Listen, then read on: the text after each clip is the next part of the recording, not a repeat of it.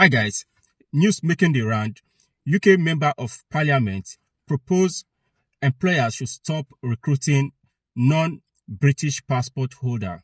I'll be sharing the video with you in a minute so you can watch the full clip of where the Member of Parliament is proposing that employers should stop recruiting non-British passport holders.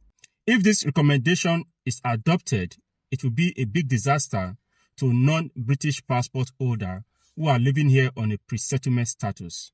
If you care to know more about all of this recommendation by Member of Parliament, you need to stick with me to the end of this video so you can listen to what Mr. Richard said on that video.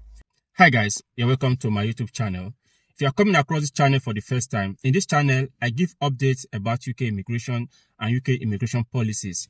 I also give information about ways you can study abroad and ways you can migrate through the skilled workers migration route. If this content looks exciting to you and you gain value for this video, don't forget to subscribe to this channel so you can join the amazing evergreen family. And for my returning subscribers, thank you very much for always coming back to watch my video. I do appreciate. God bless you guys. So guys, let's get straight into today's video. The UK general election is drawing closer. Less than 5 weeks from now, all major political parties are coming up with their manifesto. A Member of Parliament, Mr. Richard, had made some recommendation that I'll be sharing with you in a minute. In that recommendation, they are trying to stop recruiters from employing non-British passport holder. Before I shed more light on some of the recommendations he made on that video, I want you to watch the video yourself where he talked about stopping employers from recruiting non-British passport holder and other recommendations. You can watch it now. Employ people from overseas, that's fine, but you've got to pay a price for it. An employer immigration tax, because actually we want to incentivize you to employ British workers. Now, big business will say, oh, come on, Richard, British workers don't want to work, to which I say, nonsense. Before the era of mass immigration, in the 1980s and the 1990s, British workers were working, and we had real wage growth. So maybe actually, it's you, big business, getting away without paying a decent working wage. So what happens is that big business makes ever bigger profits because ordinary workers receive lower wages. And here's basic economic theory, literally since the beginning of the Industrial Revolution. The basic economic theory, it's A-level economics. If you increase the supply of something, the price of that supply, in this case, wages, labour, the price of that goes down. Whereas if you limit the supply of it, guess what happens? The price goes up. And if businesses say, well, I can't afford the wages, then guess what happens? They invest in capital equipment to create more productivity. But our investment in capital and productivity is falling. It's a disaster. And the reason is, it's too easy to be addicted to that drug on every street corner of cheap overseas labour. So how will an employer immigration tax work? Well, here it is, and it's actually very straightforward. Look, if you want to employ people, non-British passport holders, then we think it's perfectly reasonable that you pay a premium on national insurance. So actually what you should pay is national insurance of 20%, as opposed to 13.8%. It's about a 45% increase. We think that is a perfectly reasonable premium to pay. Now, of course, there should be an exemption for very small businesses, 5 people and under. And of course there should be an exemption for healthcare and social care. That's the right thing to do. But here's what will happen. This will actually change people's thoughts and behaviour. We believe over one electoral cycle that this employer immigration tax will raise over £20 billion. Varies, of course, depending on how quickly employers adjust their recruitment processes. But £20 billion in one electoral cycle. Now you might be pretty astonished that Reform UK, known as a party of creating high growth reducing taxes, making work pay. You might say this is a bit unusual. Let me tell you what it is. It's fair. It's the right thing to do.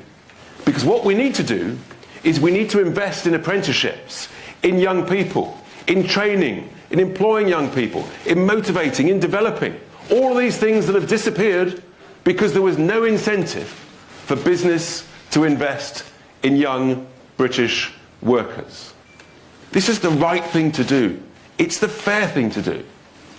Now, I know lots of people will say, hang on, Richard, you're going to destroy growth. No, we're not. So guys, you've heard for yourself. Employers who want to employ from overseas will have to pay a price for it. And the price for employing from overseas is that the employer will have to pay an immigration employer's tax of 20% national insurance. So if you are not a British passport holder, employers should not recruit you.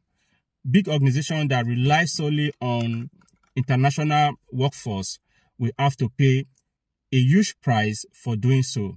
That on its own will discourage most employers from recruiting from abroad, right? The argument he made, only British passport holders should be employed and their wages should be increased. So a non-British passport holder, in the event that you are employed, you pay high national insurance of 20% as against the current amount that is being paid for national insurance. If you are a non-British passport holder, you pay high national insurance. That is to say, an employee that is working for an organization as a non-British passport holder will earn the same amount as gross with a British passport holder, but your take-home will be less than that of the British passport holder. I can't imagine this is coming from a member of parliament. I said in my previous video, most of this immigration news that is flying around for the last few months are all politically motivated.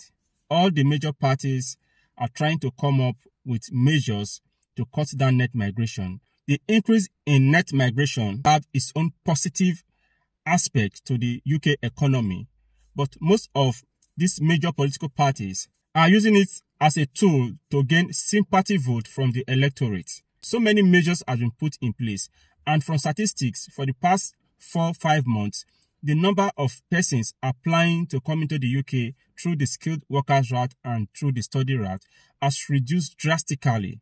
The recommendation made by Member of Parliament Richard has its own political undertone. The election is drawing closer, and what most of the average Brits want to hear are ways to cut down net migration. The immigration employer tax Mr. Richard is proposing could earn the UK government about £20 billion in a single election cycle. This is one of his arguments why they try to develop local content in skills acquisition and other incentive. The UK government will also benefit from employers who still go ahead to recruit migrants from abroad because they will have to pay immigration employers tax. This might just be the end of international recruitment from the UK. No employer will want to pay 45% increment in national insurance. That is what employers will have to pay to employ skilled workers from abroad. This might just be the end of international recruitment in the UK if this proposal comes into play. As the general election is coming closer, more measures of this nature will still be coming up. This could just be the end of skilled workers migration route from abroad. So guys, we've come to the end of this video. If you gain value for this video, don't forget to subscribe to this channel and you can share with your friends and contact. See you in my next video.